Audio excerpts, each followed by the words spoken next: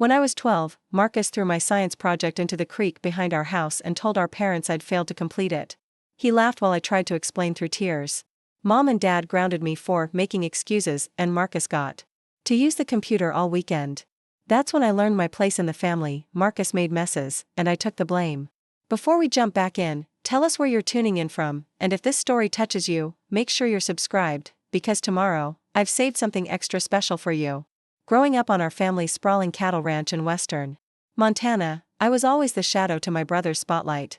Marcus was the golden child with his easy charm and calculated smiles.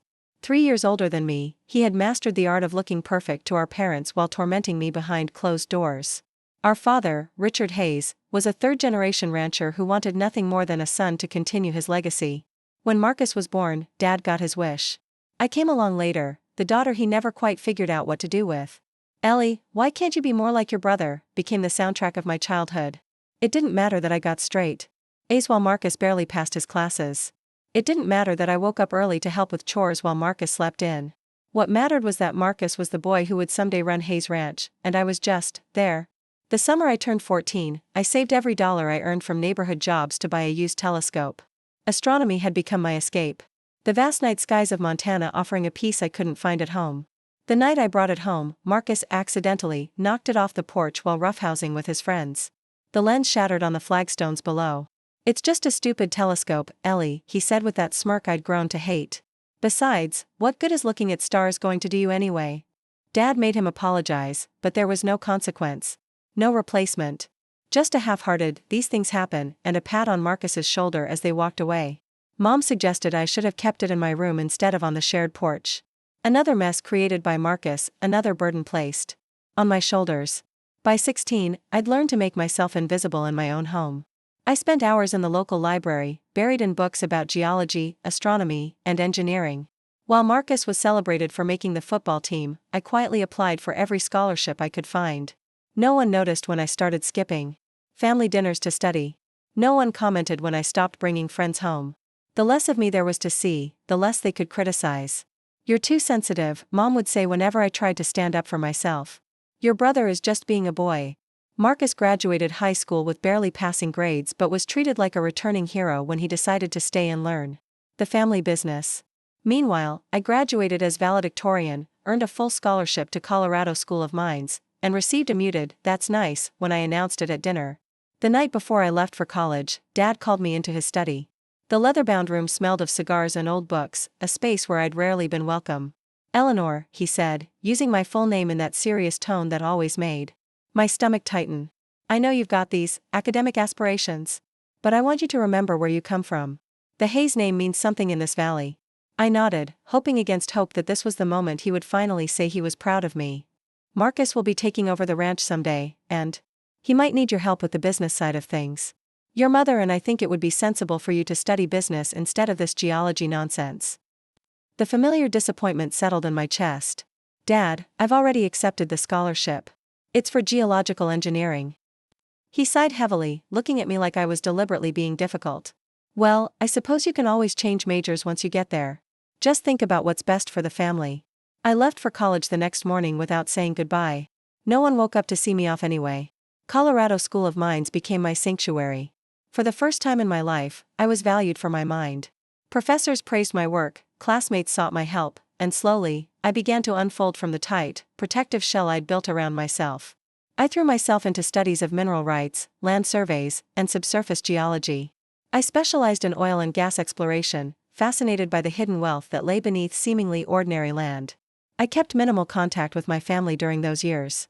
Holiday visits were exercises in restraint, biting my tongue when Marcus made snide comments about book learning or when Dad talked about the ranch as if it was the only worthwhile pursuit in life.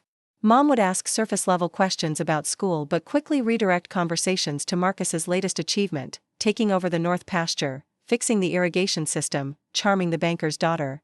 In my junior year, I landed a prestigious internship with Westridge Energy. My supervisor, Camila Rodriguez, became the mentor I'd never had. A brilliant petroleum engineer with 20 years in the industry, she saw something in me that my family never had. "You have exceptional instincts for this work, Ellie," she told me after I correctly identified a potential deposit that more experienced interns had missed. "You can read the land in a way that can't be taught." Coming from the daughter of Mexican immigrants who'd fought her way up in a male-dominated industry, this praise meant everything to me. Camila became my role model, tough, brilliant, and unapologetic about her ambitions. Preparing and narrating this story took us a lot of time, so if you are enjoying it, subscribe to our channel, it means a lot to us. Now back to the story. When I graduated with honors, my family didn't attend the ceremony. Marcus had apparently broken his ankle in a rodeo accident, and they needed to stay home to help him. I told myself it didn't matter as I accepted my diploma, Camila cheering loudly from the audience. After graduation, Westridge offered me a full-time position. I moved to Denver, rented a small apartment, and built a life that had nothing to do with the Hayes name or legacy. I learned to love the rhythm of my days, the technical challenges at work, the quiet evenings reading geological surveys, the weekends hiking in the Rockies. For 3 years, I thrived in my independence. Then came the call that changed everything. It was a Tuesday evening in April when my phone rang, displaying my mother's number. We spoke maybe once a month, brief, superficial conversations that never delved below the surface. "Ellie, it's your father," she said, her voice tight with unshed tears. "He's had a heart attack." I drove through the night to reach Montana, my mind racing with unspoken words and unresolved feelings. By the time I arrived at the hospital, Dad was stabilized but weak. He looked smaller somehow, diminished in the hospital bed, tubes and wires connecting him to blinking machines. Marcus was there, of course, playing the role of devoted son. He'd grown broader in the shoulders, his face weathered from years working outdoors. He barely acknowledged me when I entered the room. "Nice of you to finally show up," he muttered when Mom stepped out to speak with the doctor. I ignored him, focusing instead on Dad's pale face. His eyes fluttered open, and for a moment, something like tenderness passed between us. "Eleanor," he whispered. "You came." "Of course I came," I said, taking his hand carefully. The next few days were a blur of hospital visits, hushed conversations with doctors, and tense family meals. Dad's condition was serious but not critical. He would need bypass surgery and months of recovery. The future of the ranch suddenly seemed uncertain. One evening, I overheard Marcus arguing with Mom in the kitchen. "We're going to have to sell part of the property," Mom was saying. "The medical bills, we are not selling a single acre of Hayes land," Marcus cut in. "Dad would never forgive us." "Then what do you suggest?" "The eastern parcel has been nothing but a drain on resources for years. It's mostly scrubland, and the soil's too poor for grazing." "We could," I said. "No, Mom. I'll figure something out." I stepped into the kitchen, tired of being excluded from family decisions. "What eastern parcel?" They both turned to me, startled. Marcus's face immediately hardened. "This doesn't concern you, Ellie. You left, remember?" Mom sighed, rubbing her temples. "Your father bought an old farm adjacent to our property about 15 years ago. It was meant to expand our grazing capacity, but the land turned out to be poor quality. It's been sitting unused ever since." I remembered the property vaguely, a dusty stretch of land with an abandoned farmhouse and a dilapidated barn. Dad had been excited about the purchase initially, but I'd never heard much about it after that. "How much are the medical bills?" I asked. Mom hesitated, but eventually named a figure that made my stomach drop. It was substantial, more than I had in savings, but not impossible. That night, I couldn't sleep. I kept thinking about that forgotten parcel of land, wondering why Dad had bought it in the first place. He was usually methodical about land purchases, researching thoroughly before committing. What had he seen in that seemingly worthless farm? The next morning, I asked to see the deed and any surveys that had been done on the property. Mom dug through Dad's office and produced a dusty folder with the original purchase documents.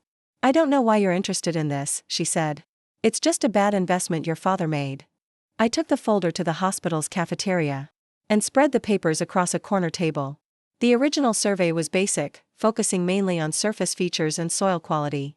But tucked in the back was a partial geological assessment that had been started but never completed. Something about the formations described caught my attention. During Dad's afternoon nap, I drove out to see the property myself. The rutted dirt road leading to the abandoned farmhouse hadn't been maintained in years. The house itself was weathered gray, windows broken, roof sagging.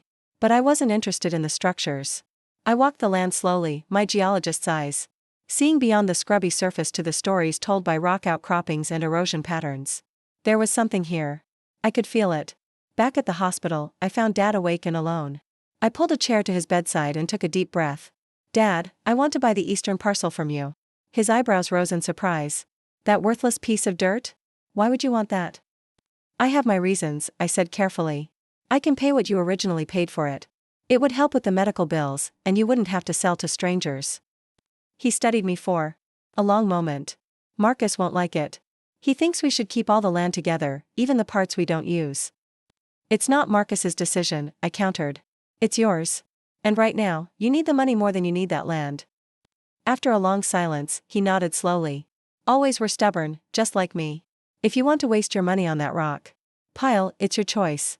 The next day, Marcus exploded when he heard about our agreement. We were standing in the hospital parking lot, the spring wind whipping around us. You've got to be kidding me, he shouted. You swoop in after years of being gone and start making deals behind my back? It wasn't behind your back, I said, keeping my voice level. And it's Dad's land to sell. You don't even live here anymore. What are you going to do with a piece of land in Montana when you live in Colorado?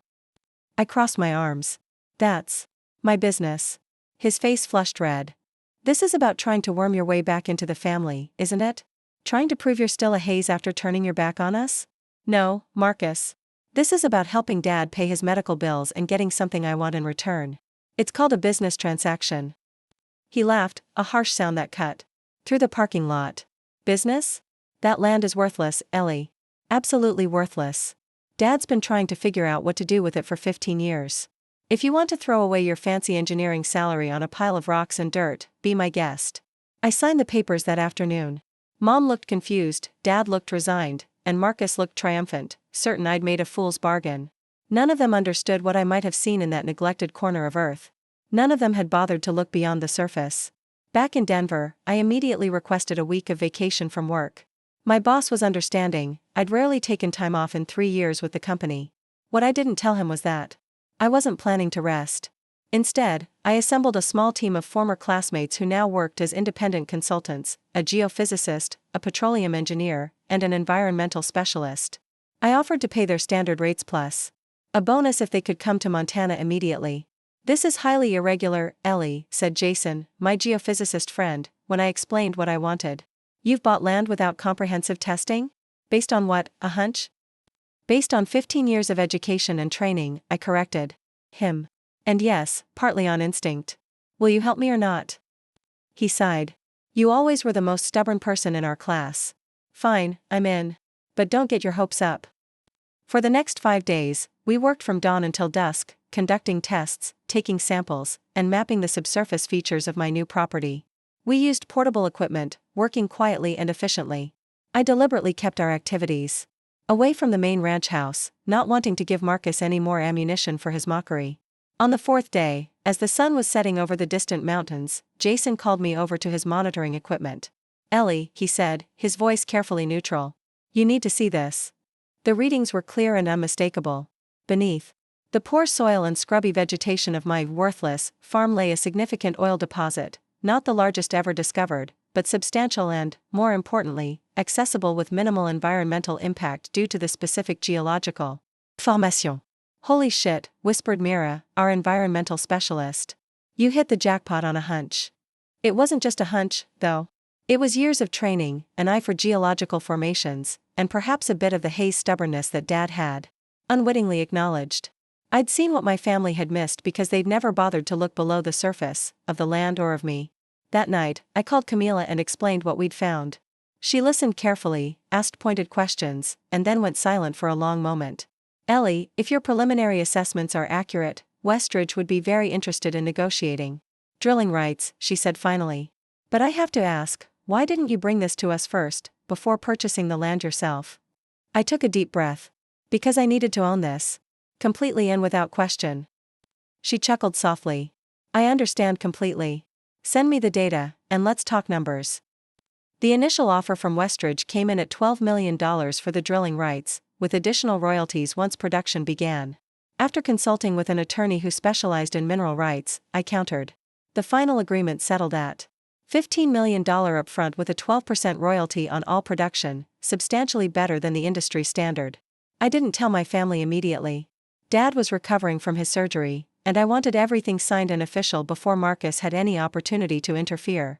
I paid off Dad's medical bills anonymously through the hospital's billing department, setting up a fund that would cover any future care he might need.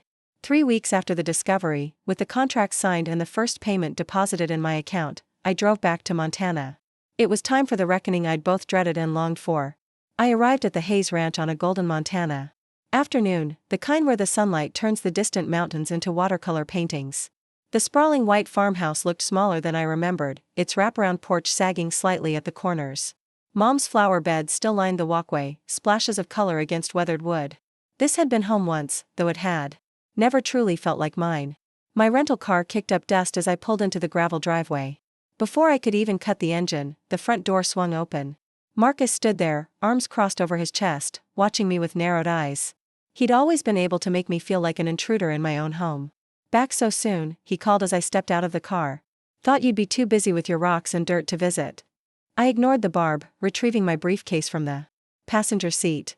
Inside was the contract from Westridge Energy, $15 million and a 12% royalty agreement for the drilling rights to my worthless farm. The weight of it in my hand gave me a confidence I'd never felt on this property before. "Is Dad up for visitors?" I asked, climbing the porch steps. Marcus stepped aside reluctantly. "He's in the sunroom. Doctor says he's making good progress, no thanks to the stress you caused with that land grab." I bit back a retort. Today wasn't about our old patterns of attack and retreat. Today was about something much bigger. Dad sat in his favorite armchair. By the windows, a plaid blanket across his legs despite the warmth of the day. He looked older, the lines in his face deeper, his shoulders slumped in a way I'd never seen before. Heart attacks had a way of humbling even the proudest men. Mom sat nearby, knitting something blue and formless. "Eleanor," Dad said, surprise evident in his voice.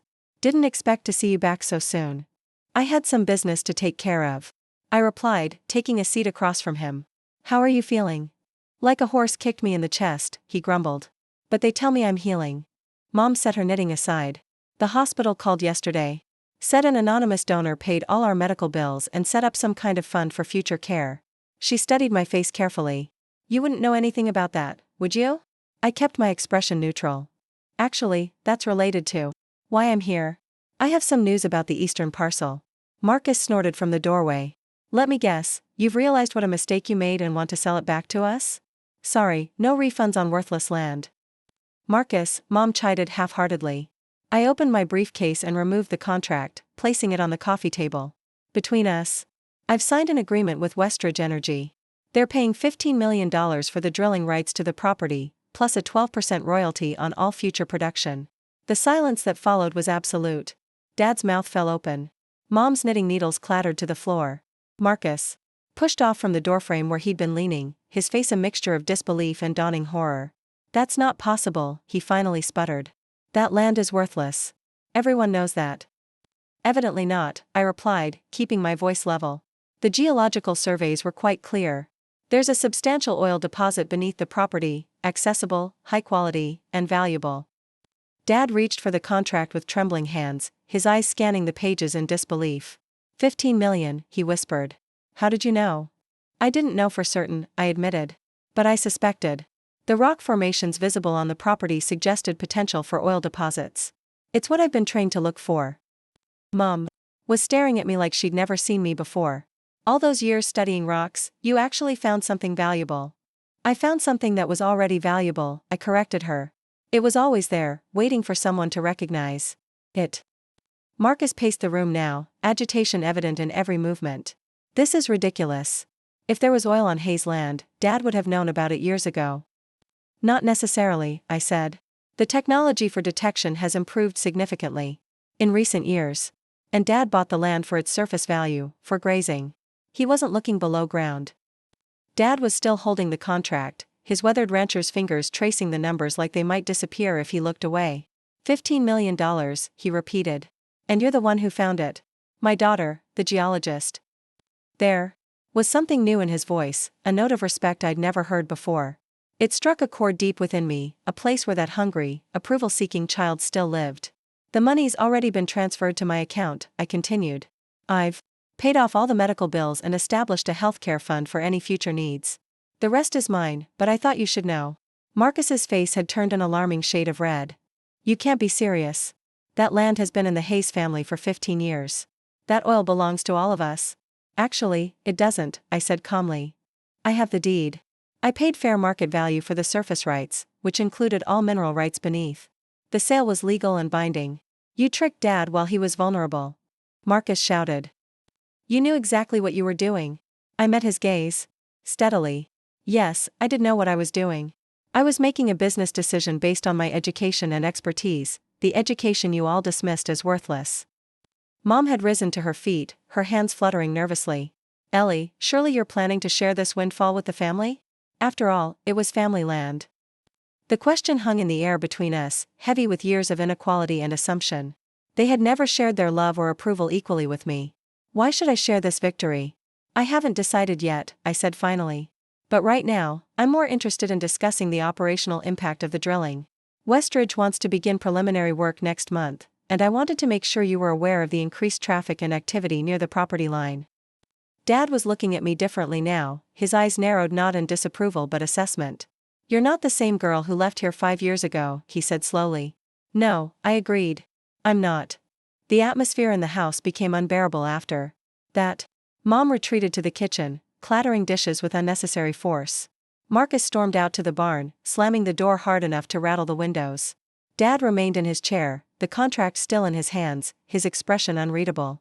I excused myself and walked out to the old oak tree that stood sentinel at the edge of the yard. As children, Marcus and I had built a tire swing there in a rare moment of cooperation. The rope was gone now, but the tire still lay half buried in the grass beneath the spreading branches. I sat on a gnarled root and let the familiar view of rolling Montana ranchland calm my racing heart. I had imagined this moment for weeks, the shock on their faces, the vindication of proving my worth. But now that it had happened, I felt strangely hollow. The victory tasted ashen in my mouth. $15 million couldn't buy the childhood recognition I'd craved, couldn't rewrite the years of being overlooked and undervalued. The sound of shuffling footsteps made me turn. Dad was making his slow way across the yard, one hand braced on a walking stick, the other pressed against his chest as if to physically hold his healing heart in place. Should you be walking out here alone? I asked, rising to help him. He waved me off. Don't coddle me. Doctors said walking is good. Just not too far or too fast. He lowered himself carefully onto the root beside me, breathing heavily from the exertion. We sat in silence for a moment, watching a hawk circle lazily over the distant fields. Your mother thinks you owe us part of that money, he said finally. I stiffened. And what do you think? He sighed, a long, weary sound. I think I never gave you enough credit, Eleanor. Never saw what was right in front of me. The admission, so simple and yet so monumental, made my throat tighten. You were always looking at Marcus, I said softly. It was hard to be seen when all eyes were turned the other way. Dad nodded slowly. He was the son I expected. The one who would carry on the Hayes name, work the land like I did, like my father did. It was the future I understood. He paused, twisting his walking stick in the dirt. I didn't understand your world, all those books, those ideas.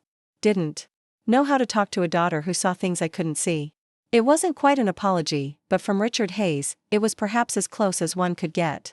The land was always more than just dirt and grass to me, I told him. It tells stories. If you know how to listen.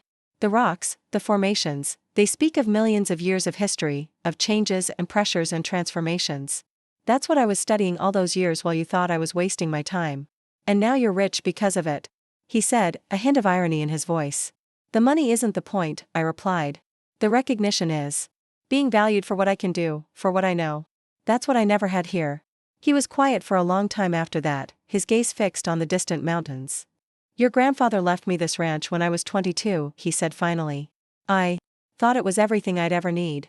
Never occurred to me that my children might want something different, something more.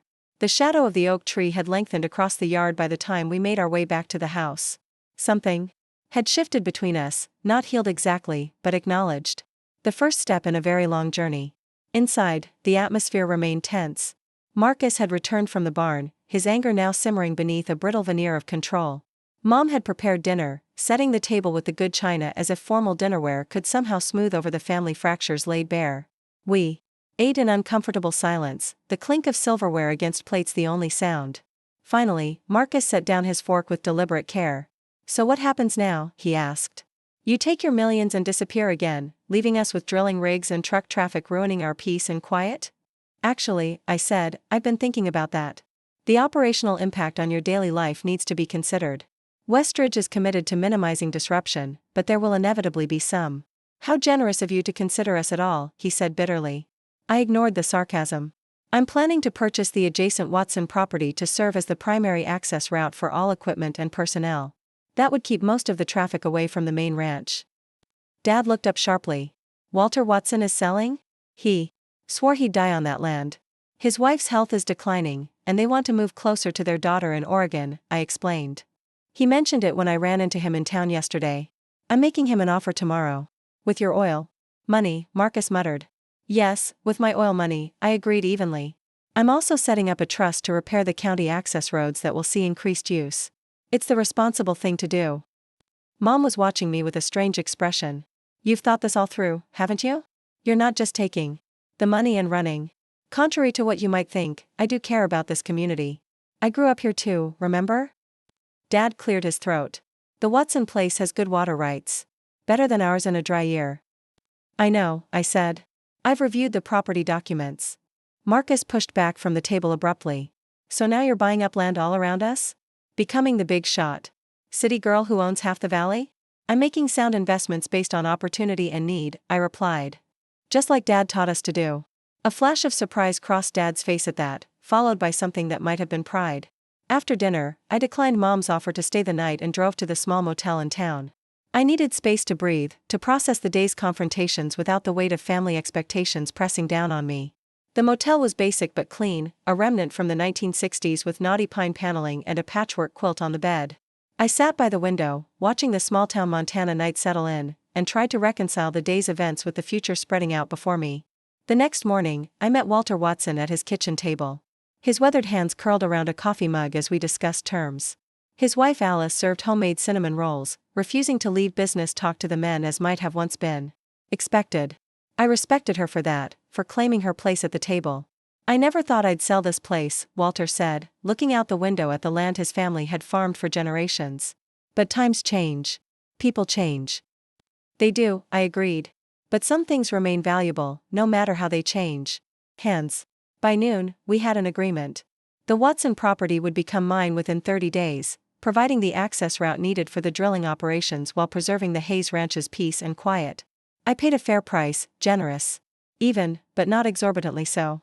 I didn't want charity to be part of this transaction for either of us. As I was leaving, Alice pressed a jar of homemade preserves into my hands. Your mother tells me you're doing well for yourself, she said. It's good to see a Hayes girl making her own way. The simple acknowledgement, the recognition of me as separate from the Hayes family legacy, as my own person making my own mark, warmed me more than I expected. I drove back to the ranch to share the news, finding Dad alone on the porch, a ledger open on his lap despite doctor's orders to avoid stress. It's done, I told him, settling into the rocking chair beside his. The Watsons have agreed to sell. He nodded slowly. Walter drove a hard bargain, I expect. Fair but firm, I replied. Just like he always was with you. Dad closed the ledger, his fingers tracing the worn leather cover. I've been looking at the ranch finances, he said. Heart attack makes a man take stock of things. We're not in as good a shape as I'd like. I waited, sensing there was more he wanted to say. The medical bills would have been difficult, he continued. Even with the eastern parcel sold at market value. What you did, paying them, setting up that fund, it wasn't necessary, but I'm grateful. Coming from Richard Hayes, this was equivalent to an emotional soliloquy. I accepted it with a simple nod. The drilling operations will bring jobs to the area, I told him. Good paying ones. Westridge has agreed to prioritize local hiring where possible. That'll mean a lot to folks around here. Times have been tough. We rocked in companionable silence for a while, the creak of the chairs a soothing rhythm. Your brother's taking this hard, Dad said eventually. He's always thought of the entire Hayes property as his birthright, in a way. Finding out there was value in that scrubland, value he missed, and that you're the one who found it, it's a bitter pill. I know, I said quietly. But Marcus has had everything handed to him his whole life. Maybe it's time he learned that some things have to be earned. Dad's eyebrows rose slightly. That's harsh, Eleanor. So was growing up as the overlooked child, I replied evenly. Life lessons come in many forms. Later that afternoon, I found Marcus in the old barn, aggressively mucking out stalls with a pitchfork. Sweat darkened his shirt, and his movements were sharp with barely contained anger. I leaned against the doorframe, watching him work. What do you want? He demanded without looking up. To talk about the future, I said. The drilling operation will start next month. It's going to change things around here. Yeah, you'll be rich, and we'll have to deal with the noise and mess. I got the picture. I stepped further into the barn, the familiar smells of hay and horses bringing back childhood memories. It doesn't have to be adversarial, Marcus. He stabbed the pitchfork into a pile of straw. Easy for you to say from your winner's circle. You swooped in, took what you wanted, and now you're acting like Lady Bountiful. Paying Dad's medical bills, buying the Watson place, making us all look small in comparison. The raw hurt in. His voice took me by surprise. For the first time, I saw beyond Marcus's golden boy facade to the insecurity beneath. He'd been given everything except the tools to earn his own way. In a strange sense, our parents had failed us both, me through neglect, him through excess. That's not my intention, I said carefully. The decisions I'm making are practical ones, beneficial for the business and the community. Your business, he corrected bitterly. On land that should have been part of my inheritance. I took a deep breath, trying to find patience. The land was purchased separately from the original Hayes Ranch. Dad himself considered it a poor investment until recently. You never showed any interest in it. Because everyone thought it was worthless. He exploded, throwing the pitchfork down with a clatter. How was I supposed to know there was oil under it? You weren't, I said simply. That's the point, Marcus. You weren't trained to see it. I was. After years of education that everyone in this family dismissed as a waste of time. He ran a hand through his hair, leaving a streak of dirt across his forehead. So this is revenge? Making us all feel stupid for not believing in you? The accusation stung because there was a grain of truth in it. Part of me had savored their shocked expressions, had relished the reversal of fortune. But there was more to it than petty revenge. This is about finally being valued for what I can contribute, I said. About creating something of my own instead of living in your shadow. About proving to myself that I was right to follow my own path. Something in my voice must have reached him because his defensive posture softened slightly. And now you have 15 million reasons to feel validated, he said, but the edge had gone out of his tone. The money is secondary, I told him. It's what it represents that matters. Recognition. Respect. The things I never got here. Marcus was quiet for a long moment, absently brushing straw from his jeans. I didn't realize, he said finally, his voice low, how it felt for you. Growing up, I mean. It just seemed normal that Dad focused on me learning the ranch. You were always off with your books and rocks. It wasn't an apology, but like Dad's earlier acknowledgement, it was a start. A crack in the wall of family mythology that had defined our roles for so long. We were both playing the parts we were given, I said. But we're adults now. We can choose different roles. He looked up, meeting my eyes directly for what felt like the first time in years. What kind of role did you have in mind for me? In this new oil-rich future of yours? The question hung between us in the dusty barn air. What role did I envision for Marcus in this new future? It was a question I hadn't fully answered for myself yet. Part of me, the wounded child who'd grown up in his shadow, wanted to exclude him entirely, to savor this victory alone. But another part recognized the opportunity to break our family's destructive patterns, to build something healthier. From the ruins of our shared past. I'm establishing a foundation, I said finally. The Hayes Land and Resource Trust. Its purpose will be twofold: environmental stewardship of drilling operations and community development. The Watson property will be its first asset, providing both access for operations and a buffer zone to minimize impact on surrounding ranches. Marcus's expression remained guarded. And what does that have to do with me? The foundation will need a local director, I continued. Someone who understands the community, the land, the agricultural concerns. Someone who knows every family in the valley and what matters to them. A flicker of interest crossed his face before he suppressed it. I'm a rancher, Ellie, not a charity administrator. You're more than just a rancher, I said, surprising us both with my vehemence. You're a third-generation steward of this land. You know every creek, every pasture, every fence line from here to the county border. That knowledge has value, Marcus. He studied me suspiciously, as if looking for the trap. So you'd pay me to run your foundation while you return to your corporate job in Denver? No, I said firmly. I'd partner with you to build something meaningful. The foundation would be separate from the oil business, a way to ensure that this community benefits from the resource extraction happening in its backyard. I'd provide the funding and industry expertise, you'd provide the local knowledge and relationships. Why would you want to work with me? He asked bluntly. After everything? It was a fair question, perhaps the most honest one he'd ever asked me. I took my time answering, wanting to be equally honest. Because healing this family might be more important than being right, I said finally. Because holding on to anger is exhausting. And because you have skills and knowledge that would benefit this project, regardless of our personal history. Marcus picked up a horsebrush and turned it over in his hands, his eyes fixed on its bristles. I've never done anything like that. Running a foundation, making decisions about money and projects.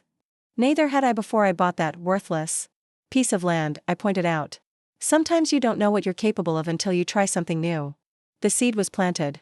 I could see it taking root behind his eyes, the possibility of a purpose beyond the prescribed path he'd always followed, the chance to be valued for something other than simply being the Hayes son and heir. I'll think about it, he said. Which from Marcus was practically enthusiastic agreement. I nodded and turned to leave, but his voice stopped me at the door. Ellie? That day when we were kids, when I pushed you down the stairs and broke your wrist. His voice had dropped. Almost a whisper now. It wasn't an accident. I froze, my hand on the doorframe. I know, I said quietly. I was jealous, he admitted. You'd gotten straight A's again, and Dad had actually noticed, actually said he was proud. It was the first time I remember him looking at you that way, and I couldn't stand it. The confession, so many years later, should have felt satisfying. Instead, it just made me sad for the children we had been, him so desperate for exclusive approval, me so hungry for even a scrap of recognition. We were kids, Marcus, I said. We both deserved better guidance than we got. I left him there in the barn with his thoughts, walking back to the house with a curious lightness in my chest.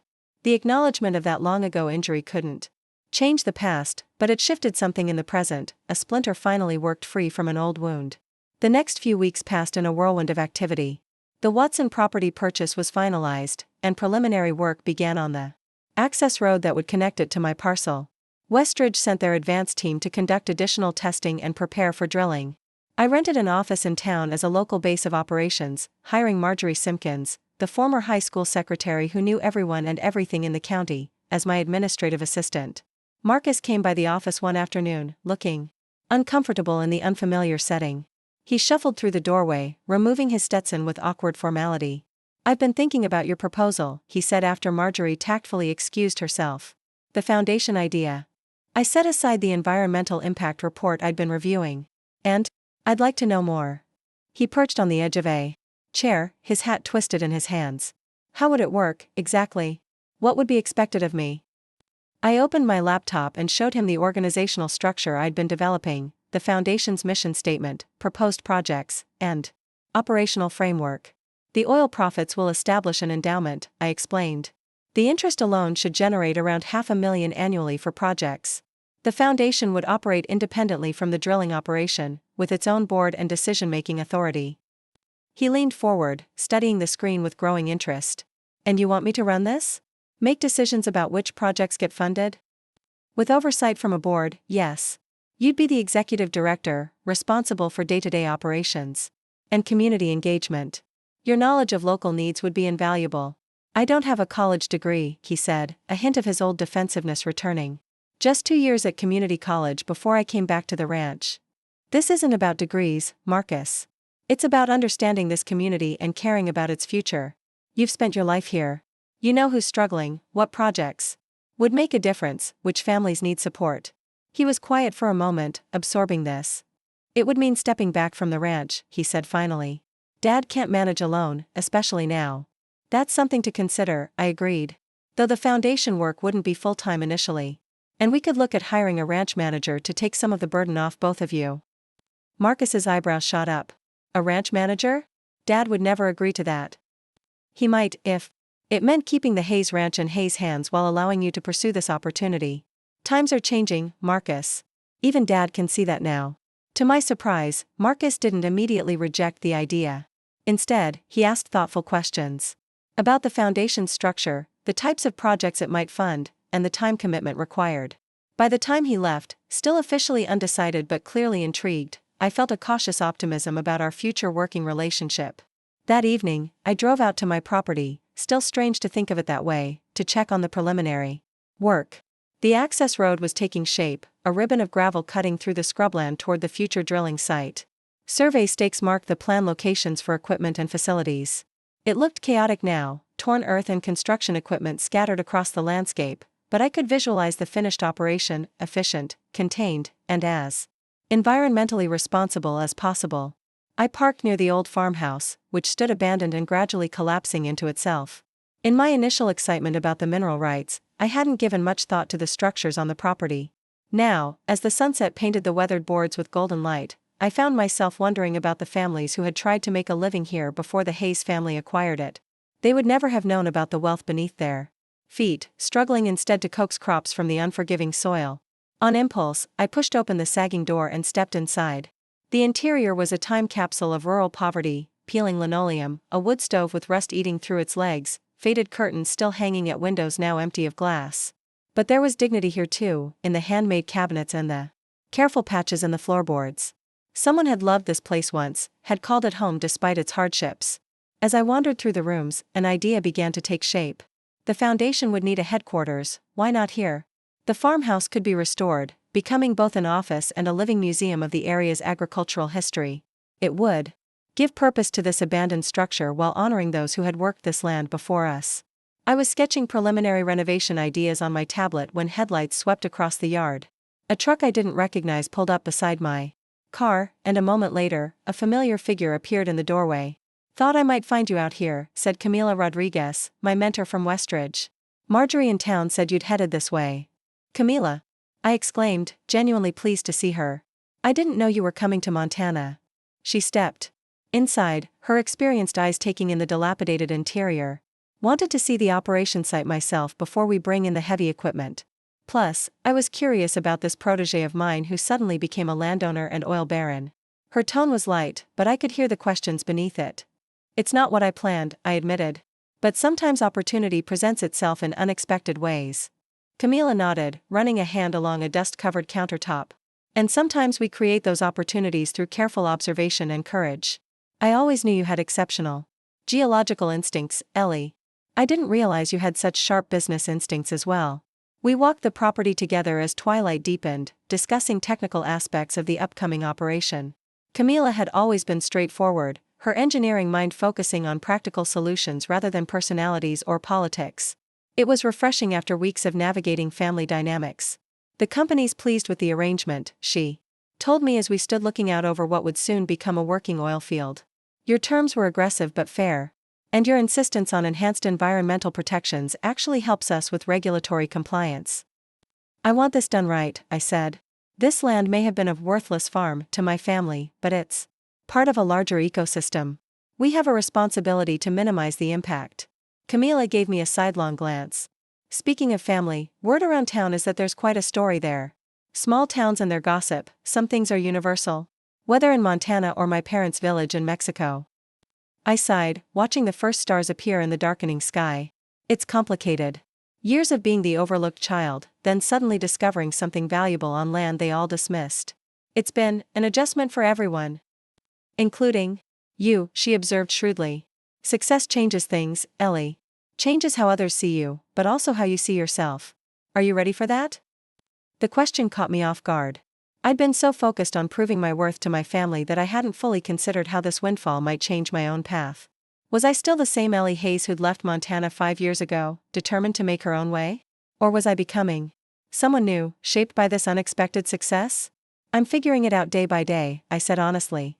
"The money isn't really the point for me. It's what it enables, the foundation, the community projects, maybe even some healing in my family." Camila nodded, seemingly satisfied with my answer. "Just remember, wealth is a tool, not an identity. Use it wisely, and it can build remarkable things. Let it define you, and it will diminish what made you special in the first place." Her words stayed with me long after she'd left, echoing in my mind as I drove back to town. Wealth as a tool, not an identity. It was a perspective I needed to hold on to in the whirlwind of changes happening around me. The next morning, I had a meeting scheduled with the county commissioners to discuss the impact of the drilling operation on local infrastructure. I dressed carefully in a professional but not ostentatious outfit, charcoal slacks, a blue blouse, and the turquoise earrings my grandmother had given me before she passed. A blend of my corporate Denver self and my Montana roots. The meeting went better than expected. The commissioners, initially wary of an outsider coming in with big plans, were won over by the comprehensive approach I presented: road improvements funded by the operation, local hiring preferences, and the foundation's commitment to community development.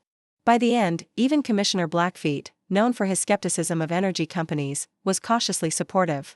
"You're not what we expected, Ms. Hayes," he said as we wrapped up. "When we heard Westridge was coming in, we thought we'd be dealing With corporate types who'd extract what they wanted and leave us with the mess. I grew up here, Commissioner, I reminded him. This valley matters to me too. He nodded appreciatively. It shows. Your father raised you right, whatever else folks might say. The comment, meant as a compliment, stirred mixed emotions. Dad had many virtues: work ethic, honesty, resilience, but his parenting had left deep wounds that were only now beginning to heal. Still, I recognized the olive branch being extended and accepted it with grace. Thank you. I'll make sure. You're kept informed as the project progresses. As I left the county building, I almost collided with Regina Thompson, my high school nemesis and daughter of the wealthiest rancher in the county. She was as polished and perfect as ever, her blonde hair styled in an expensive cut, her clothes casually elegant in that way that signaled old money. Eleanor Hayes, she said, her surprise quickly masked by a practiced smile. I heard you were back in town. Something about striking oil on that old Murphy place your dad bought years ago? The Murphy place. I'd never known the name of the family who'd owned the farm before us. Somehow, having a name made the abandoned house and its history more real. That's right, I confirmed, matching her smile with equal politeness. Just working out some details with the county. Regina's eyes narrowed slightly, assessing me with new interest. Quite the Cinderella story. The Hayes girl who left for the big city comes home and strikes it rich. People can't stop talking about it. There was an edge to her voice that took me back to high school hallways, to whispered comments about the awkward, bookish girl who didn't fit in with the ranch set. Regina had been the queen of our small social hierarchy, secure in her family's wealth and status. My sudden success had disrupted that familiar order. Just a geological assessment and a business transaction, I said mildly. Nothing magical about it. Still, she persisted, 15 million is nothing to sneeze at. You must have plans for all that money. I could have left it there, could have maintained the polite fiction that we were just two old classmates catching up. But something in her calculating gaze, the same look I'd seen when she'd organize parties and deliberately exclude certain girls, pushed me toward honesty. Actually, most of it is going into a community foundation, I said.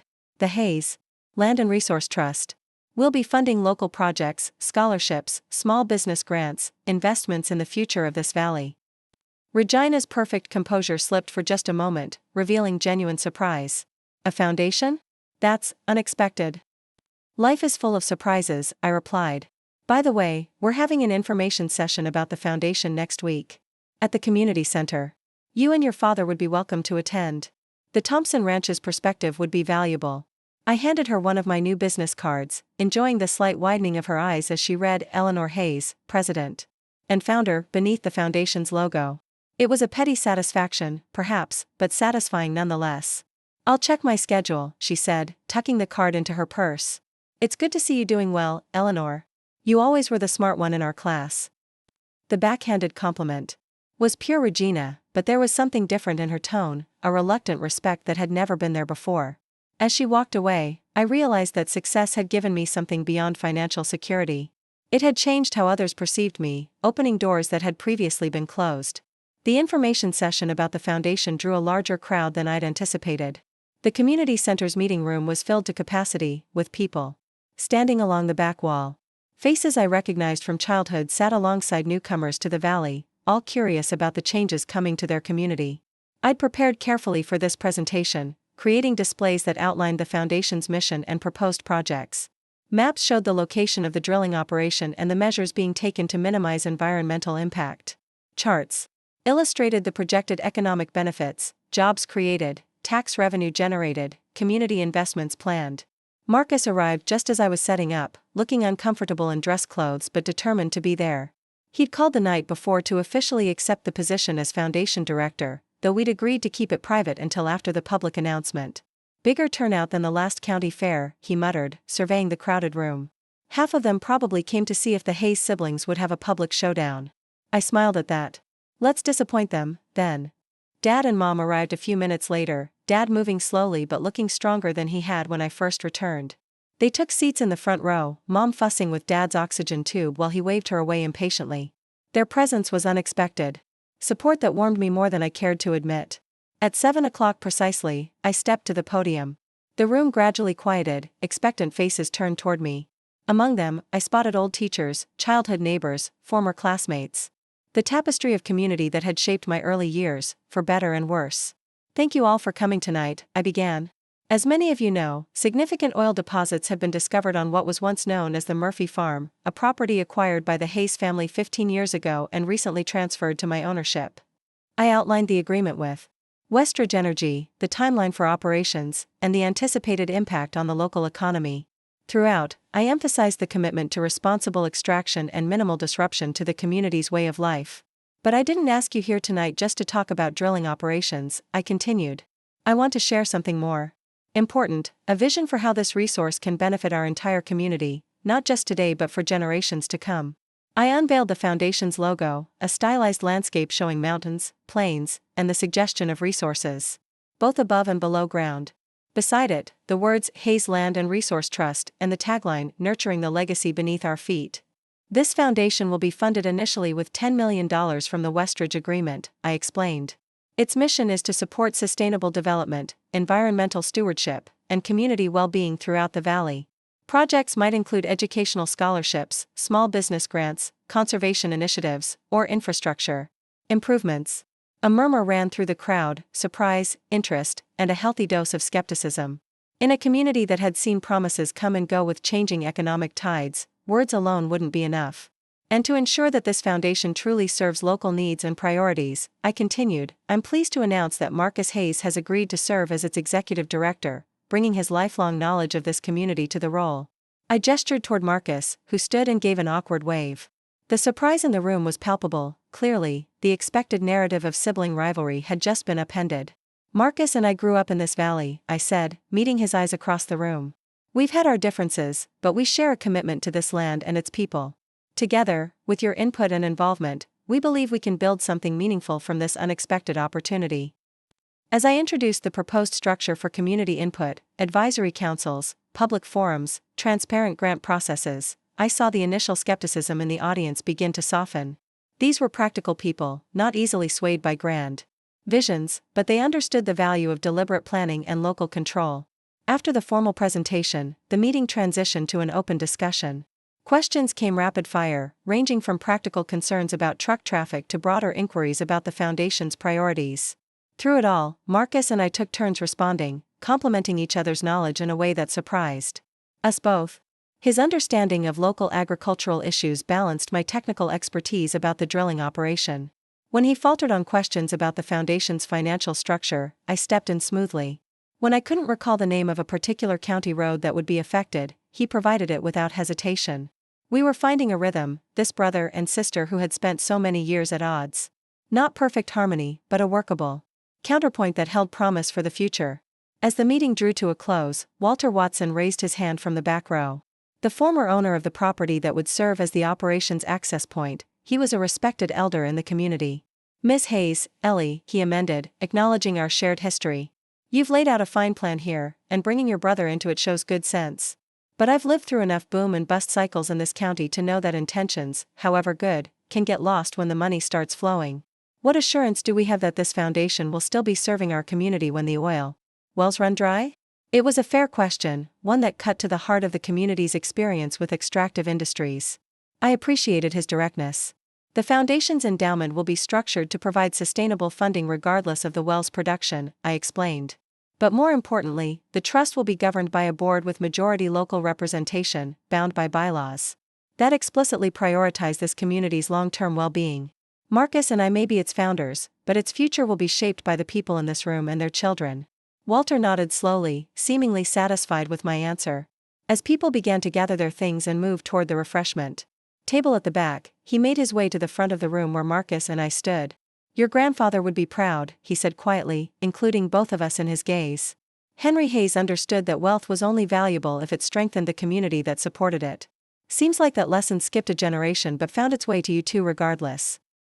It was the highest compliment he could have paid us, invoking the grandfather I barely remembered but whose reputation for fairness and community spirit was still talked about in the valley. Marcus and I exchanged a glance, a moment of shared pride that felt new and fragile but real. As the crowd thinned, Dad made his way to the podium, moving slowly but with purpose. He surveyed the displays, the maps, the foundation logo, taking it all in with thoughtful consideration. This is bigger than I expected, he said finally. More professional. That's Ellie for you, Marcus said, surprising me with the hint of pride in his voice. Never does anything halfway. Dad nodded, his weathered hand tracing the outline of the property on one of the maps. The Murphy place, he mused. I always wondered if I'd made a mistake, buying that land. Seemed like poor judgment for years. Sometimes value isn't obvious on the surface, I said quietly. Sometimes you have to look deeper. He met my eyes then, and I saw understanding dawn, not just about the land and its hidden resources, but about the daughter he'd never fully seen. Yes, he agreed softly. I'm beginning to see that. We stood there, the three of us, surrounded by the remnants of the meeting, the displays, the scattered chairs, the coffee cups left behind. An unlikely team, still awkward with each other, still learning how to navigate this new terrain. But for the first time, I felt like we were standing on common ground, looking toward a shared horizon instead of pulling in opposite directions. The worthless farm had become a catalyst for change, not just economically, but in the patterns of our family. And as I looked at Marcus and Dad, both still uncomfortable with this new reality but willing to try, I realized that this might be the most valuable discovery of all. The following months transformed the valley with a speed that left even me breathless. Westridge's drilling operation took shape with mechanical precision, first the access roads, then the equipment, then the careful choreography of extraction as the first well came online. The Murphy farmhouse renovation proceeded. In parallel, shedding its decay like an old skin to reveal the solid bones beneath. We preserved its character while creating a functional headquarters for the foundation, a balance of past and future that seemed fitting for our mission. Spring unfurled across the Montana landscape, painting the hills with wildflowers and fresh grass. On a bright May morning, 6 months after the discovery that had changed everything, we held the official opening of the Hayes Land and Resource Trust headquarters. A ribbon stretched across the farmhouse's new front porch, a crowd gathered. On the freshly laid lawn. The scene would have been unimaginable a year ago, the abandoned farm transformed, the community assembled, Marcus and I standing side by side at the podium. This building has witnessed over a century of Montana history, I told the gathered crowd. From the Murphy family who homesteaded this land to the oil that now flows beneath it, this property tells a story of perseverance, hidden potential, and second chances. I glanced at Marcus, who stood tall in a crisp button-down shirt, his usual rancher's attire exchanged for something more befitting his new role. He'd surprised everyone, including himself, with how naturally he'd taken to the foundation work. His lifetime of relationships in the valley gave him an intuitive understanding of where help was most needed and which projects would have the greatest impact. I'd like to invite Marcus Hayes, our executive director, to share the foundation's first initiatives, I said, stepping aside to give him the microphone. Marcus cleared his throat, his nervousness visible only to those who knew him well. Thank you all for coming today. When Ellie first proposed this foundation, I thought she was crazy. A ripple of laughter moved through the crowd. Turns out, she was just seeing something the rest of us had missed, not just the oil, but the opportunity it represented for our entire community. He outlined the 3 initial programs the foundation would fund: a scholarship for local students pursuing degrees in environmental science or sustainable agriculture, a grant program for small businesses adapting to the changing rural economy, and a conservation initiative to protect the watershed that sustained the valley's ranches and farms. These programs reflect our commitment to balancing economic opportunity with environmental stewardship, he explained with growing confidence. We want the prosperity from this oil discovery to benefit not just the Hayes family, but everyone who calls this valley home, now and for generations to come. As Marcus continued, I scanned the crowd. Mom sat in the front row, dabbing at tears she would later deny. Dad stood behind her, one hand on her shoulder, his expression a complex mixture of pride and adjustment to this new reality where his children had stepped beyond the boundaries he'd set for them. Regina Thompson was there too, her father beside her, both watching with calculating interest as new power dynamics unfolded in their community. And there, at the back of the crowd, a face I hadn't expected, Camila Rodriguez from Westridge, who had become not just a mentor but a friend through this process. She caught my eye and gave a small nod of approval. It meant more than she knew, this acknowledgement from someone who had believed in my abilities long before oil made others take notice. After the speeches and the ribbon cutting, after the tours of the renovated farmhouse and the catered lunch on the lawn, I found myself alone in what had once been the Murphy family's living room and was now my office when in Montana. The space balanced history and function, the original hardwood floors restored to a warm glow, the fireplace rebuilt with its original river rock, but modern ergonomic furniture and technology creating a workspace that served our current needs. A knock at the door interrupted my thoughts. Dad stood in the doorway, looking somehow older and stronger simultaneously. His recovery from the heart attack had been steady but had left him more mortal, more human in my eyes. Quite a show you And your brother put on today, he said, running a hand along the restored door frame. Henry Murphy would have fallen over if he could see what's become of his homestead. You knew him? I asked, surprised. The original owner? Dad nodded, stepping further into the room. Not well. He was an old man when I was a boy. Used to see him in town sometimes, looking worn down by this place. The land fought him every step of the way, poor soil, unreliable water. But he was stubborn, like all the old homesteaders. He settled carefully into one of the visitor chairs across from my desk, a concession to his still healing heart. When his grandson decided to sell, I bought it mostly out of respect for what the old man had tried to build here. Thought maybe we could make something of it where he couldn't. And now we have, I said quietly. Just not in the way you expected. A small smile crossed his weathered face. Life rarely follows the path we lay out for it. That's something I've been learning lately. He paused, his fingers tracing the arm of the chair. Your mother and I have been talking. About the ranch, about the future. I waited, sensing he needed to find his own way to whatever he'd come to say. I'm not as young as I used to be, he continued. The heart attack made that pretty clear. And with Marcus taking on this foundation work. He trailed off, then straightened his shoulders with a familiar determination. We've decided to bring on a ranch manager. Someone to handle the day-to-day while I focus on the bigger picture. Coming from Richard Hayes, who had prided himself on personally overseeing every aspect of the ranch operations for 40 years. This was a seismic shift. I struggled to keep my surprise from showing.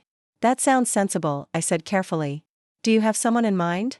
Maria Blackfeet's daughter, the one who went to agricultural college in Bozeman. She's been running her family's place since her father's stroke, and by all accounts doing a fine job of it. Thought we might offer her the position, see if she's interested. Jamie Blackfeet, a girl a few years ahead of me in school, whip-smart. And passionate about sustainable ranching practices. The kind of innovative thinker the Hayes Ranch needed if it was going to adapt to changing times. It was an inspired choice, and not one I would have expected from my traditionally minded father. Jamie would be excellent, I agreed. She has fresh ideas about land management that could benefit the ranch long term. Dad nodded, a hint of his old stubbornness returning. I'll still be making the major decisions, mind you. But it's time to acknowledge I can't do everything myself anymore. He looked around the office, taking in the changes we'd made to the old farmhouse. Sometimes bringing in new perspectives is the only way forward.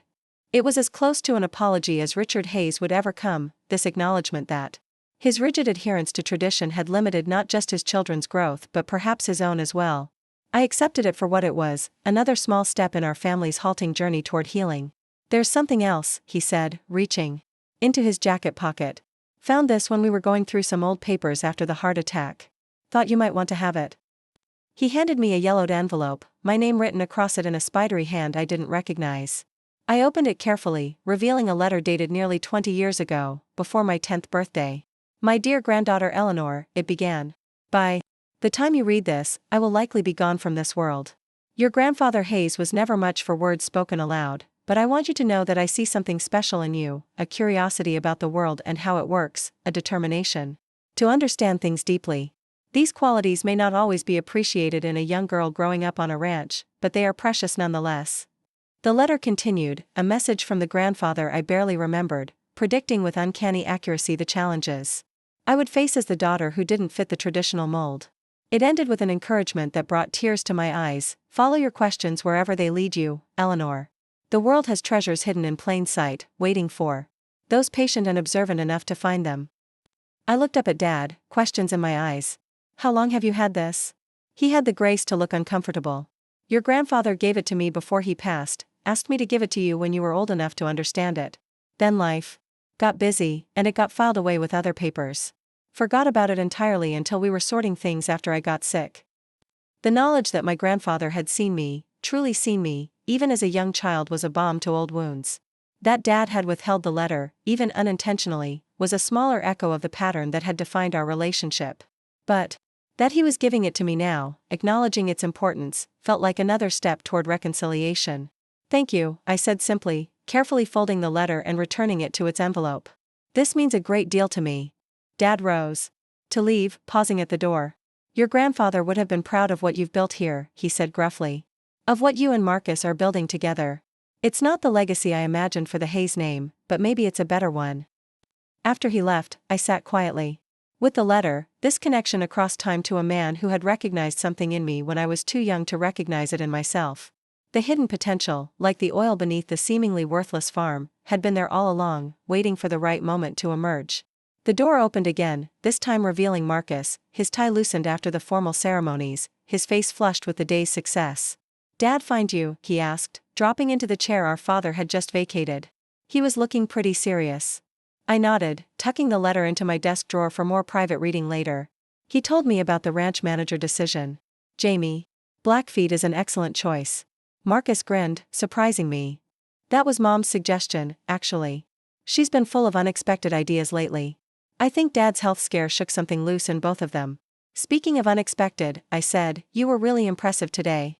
The way you outlined the Foundation's initiatives, how you connected with everyone, you're a natural." At this, he shrugged, but I could see the pride beneath his attempted casualness. "Turns out I'm pretty good at something besides roping cattle." "Who knew?" "I did," I said quietly. "That's why I suggested you for the role." He studied me for a moment, his expression softening. "You know, when you first came back with your oil discovery, I was sure it was just another chapter in the old Hayes family drama. The overlooked daughter returns triumphant, rubbing our noses in her success." "It was partly that," I admitted. "I won't pretend I didn't enjoy the validation." "Fair enough. God knows I would have done the same in your position." He leaned forward, elbows on his knees. "But then you did something I never expected.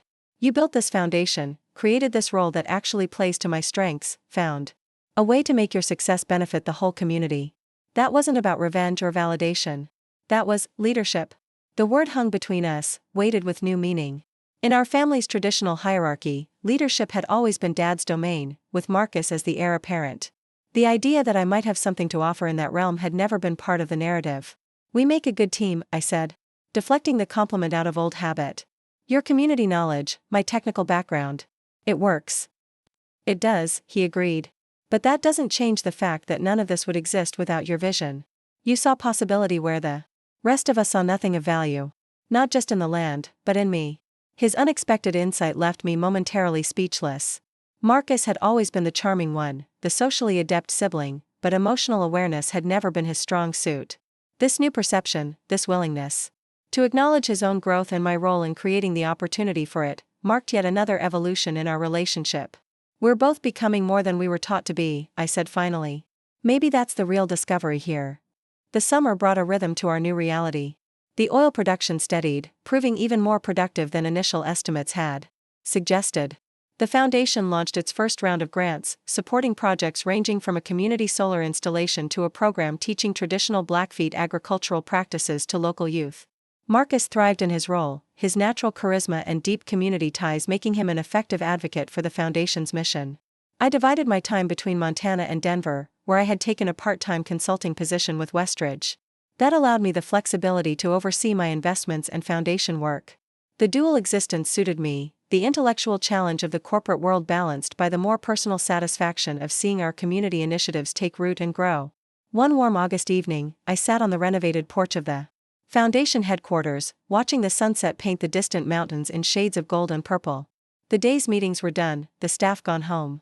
In the fields beyond, the careful choreography of the drilling operation continued, lights beginning to illuminate the site as darkness approached. A truck pulled into the drive, Jamie Blackfeet's distinctive red pickup.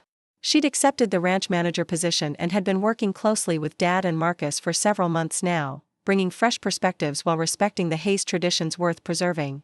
She climbed the porch steps with her characteristic energy, dropping onto the bench beside me. "Thought I might find you here," she said, offering a cold bottle of local craft beer from the small cooler she carried. "Marcus said you were wrapping up budget meetings today. Figured you could use this." I accepted gratefully, clinking my bottle against hers in a small toast. "How are things at the ranch?" She grinned, the expression lighting her intelligent face. "Your father is simultaneously the most frustrating and most fascinating boss I've ever had. One minute he's lecturing me about how his grandfather did things, the next he's asking me to explain regenerative grazing practices and actually listening to the answer." "That sounds like Dad," I agreed. "Stubborn as a mule but not incapable of learning new tricks.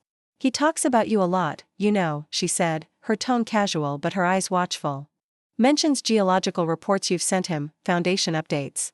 Always with this weird mix of pride and bewilderment, like he's still trying to figure out how his daughter became such a force to be reckoned with." The observation startled me.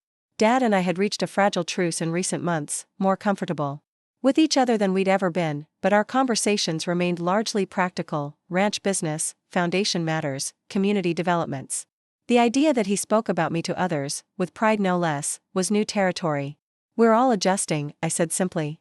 "Finding new ways to be a family." Jamie nodded, taking a pull from her beer. "Families are complicated. Mine wanted me to be a doctor, carrying on the Blackfeet tradition of healing. Had a hard time understanding why I chose plants and soil science instead of medicine." She gestured toward the fields beyond the porch. "But now Dad sees that I'm healing the land instead of people, and that's finally starting to make sense to him." Her words resonated with my own experience: the struggle to forge an identity beyond family expectations, the gradual rebuilding of relationships on new, more equal footing. We sat in companionable silence for a while, watching the last light fade from the sky and the stars emerge in its wake. "Did you ever imagine it would turn out like this?" Jamie asked eventually. "When you bought that worthless piece of land?" I considered the question, thinking back to that hospital room where I'd first proposed purchasing the eastern parcel. My motivations then had been mixed, partly to help with Dad's medical bills, partly following a geologist's hunch, but also partly to claim something of my own in a family where I'd always felt peripheral. "Not exactly like this," I admitted. "I knew there might be oil. I hoped for financial success. But I never anticipated how it would change my relationship with Marcus, with my parents. I never imagined the foundation or what it could mean for the community."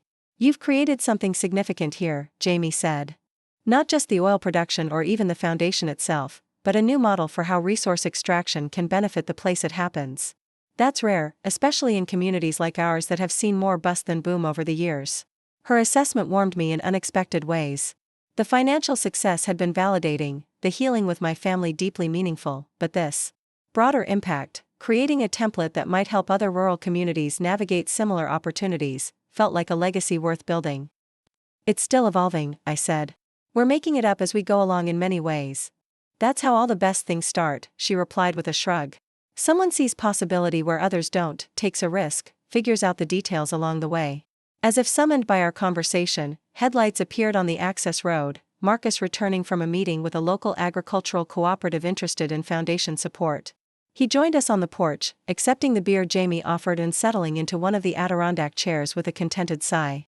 "Productive day?" I asked. He nodded, stretching his long legs out before him. "The co-op has some innovative ideas about direct marketing for small producers. Could make a real difference for families trying to keep smaller operations viable. Told them to submit a formal proposal for the next grant cycle." The ease with which he discussed agricultural economics and community development strategies still surprised me sometimes. The Marcus of a year ago would have dismissed such conversations as boring or irrelevant to the hands-on work of ranching he'd always preferred. This new Marcus, thoughtful, strategic, invested in the community's broader well-being, was a revelation. "Jamie was just asking if I ever imagined things would turn out this way," I told him. "When I bought the eastern parcel." Marcus laughed, the sound carrying across the quiet evening. "If you had told me a year ago that I'd be running a multi-million-dollar foundation instead of wrangling cattle full-time, I'd have said you were crazy. Or that I'd actually enjoy working with my little sister instead of competing with her. Absolutely insane. And yet here we are," Jamie observed, gesturing with her beer bottle to encompass the renovated farmhouse, the foundation headquarters, the productive oil field beyond. "Here we are," I echoed, feeling the weight and wonder of the journey that had brought us to this moment. The conversation drifted to other topics: the upcoming county fair where the foundation would have its first community booth, the progress of the scholarship recipients, Jamie's plans for sustainable water management at the ranch. As we talked, I found myself observing my brother in this new context, noting how he had grown into a role neither of us would have imagined for him. The golden boy had become a community leader, not through inheritance or charm, but through genuine engagement with the needs and aspirations of the place that had shaped us both. Later, as we locked up the office and prepared to head our separate ways for the evening, Marcus paused beside my car. "I've been thinking about something Dad said recently," he began, his expression thoughtful in the glow of the security lights. "About how sometimes the most valuable things are hidden beneath the surface." He was talking about the oil, obviously, but I think it applies to people too. I waited, sensing there was more he wanted to say. "All those years growing up, I thought I knew exactly who I was meant to be, the Hayes son, the ranch heir. Following the path that had been laid out for generations. It felt secure, having that identity ready-made." He leaned against my car, looking out toward the distant lights of the drilling operation. "But it was also limiting. There were parts of myself I never explored because they didn't fit that predetermined role. And now? I prompted gently. Now I'm discovering capabilities I never knew I had. Interests that wouldn't have emerged if circumstances hadn't forced me out of that comfortable groove. He turned to face me directly. That's what you did for me, Ellie, not just with the foundation job, but by disrupting our family's whole pattern. You forced all of us to look beneath the surface of who we thought we were. The insight took my breath away. In my focus on proving my own worth, on claiming my place in the family narrative, I hadn't fully recognized how my actions had created space for Marcus to grow beyond his prescribed role as well. We had both been trapped in our family's limited vision, him by expectations too narrow, me by expectations too low. The discovery of oil had shattered those constraints for both of us. I think we did it for each other, I said finally. This new path we're on, it's one we're creating together. He nodded, the gesture reminiscent of Dad but gentler somehow, less certain but more thoughtful. The Hayes siblings, redefining the family legacy one oil well at a time. I laughed at that, the sound carrying across the quiet Montana night. Not exactly what the ancestors had in mind. Maybe not, he agreed with a smile. But I think they'd approve all the same. As I drove back to town that night, following the familiar curves of the county road beneath a canopy of stars, I reflected on the journey that had brought me to this moment. The overlooked daughter had found her voice and her value. The worthless farm had revealed its hidden treasure. The fractured family had begun the slow, imperfect work of healing. But perhaps the most valuable discovery wasn't the oil beneath the scrubland or even the new relationship with my brother. Perhaps it was the recognition that worth isn't always visible on the surface, not in land, not in people. Sometimes it requires looking deeper, asking different questions, being willing to see beyond established patterns and expectations. The Murphy farm, dismissed for generations as a poor investment, had contained riches all along, waiting for someone with the right knowledge to recognize its potential. In much the same way, my own capabilities had been there from the beginning, unacknowledged but real, waiting for the opportunity to prove their value. As the lights of town appeared on the horizon, I made a silent promise to the girl I had been, the one who had locked herself in her room with books about geology while the family focused elsewhere. Your questions were worth asking. Your path was worth following. The treasures you sought were real, even when no one else could see them. Up next, you've got 2 more standout stories right on your screen. If this one hit the mark, you won't want to pass these up. Just click and check them out. And don't forget to subscribe and turn on the notification bell, so you don't miss any upload from us.